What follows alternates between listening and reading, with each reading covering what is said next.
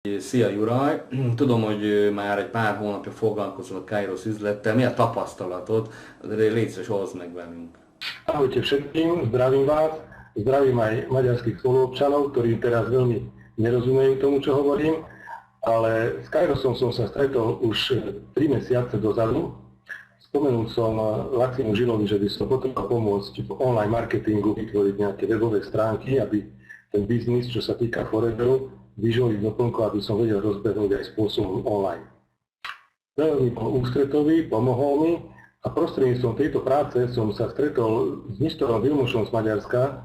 Veľkou výhodou je, že rozumiem po maďarsky a sledoval som jeho ten trojzápach, že proste venuje sa viacerým veciam súčasne a dá sa to, čo potvrdilo to vlastne to moje cítenie, že existuje niekto a niečo také, že je možné robiť viacej vecí naraz. Netreba mať čisto akože zaslepené tie oči pre jednu vec.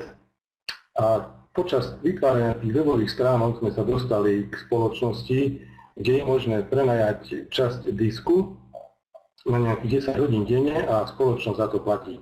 Bol som spočiatku aj ja skeptik, že teraz mi začnú vrtať v počítači a zoberú mi nejaké dáta alebo mi tam nahodia nejaké blbosti, ale viem zaručene povedať, že táto spoločnosť práve naopak zaoberá ochranou dát, nemá absolútne záujem o nám niečo naštrbila vo vašom počítači, takže tohto sa absolútne neobávam a je to obrovská príležitosť pre každého, kto má doma počítač, internet a chce si privyrobiť, lebo je to možné robiť aj popri zamestnaní, alebo po prípade chce sa tým aj živiť, pretože je možné touto prácou si veľmi, bude to pasívny príjem, stačí mať zapnutý počítač, ak to chce budovať aj sieť, že proste má cit pre budovanie siete, tak takisto si vie tu vytvoriť aj sieť, za čo takisto platia.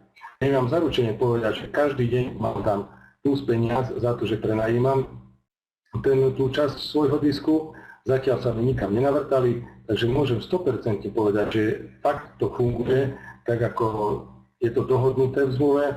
Takisto platia každý deň a takisto platia aj za to, keď niekoho oslovím a takisto sa zúčastní tejto práce, tejto činnosti. Takže ďakujem vám za pozornosť, odovzdávam slovo mojim maďarským kolegom a nech sa darí, nech žije. Köszönöm szépen, ennyi.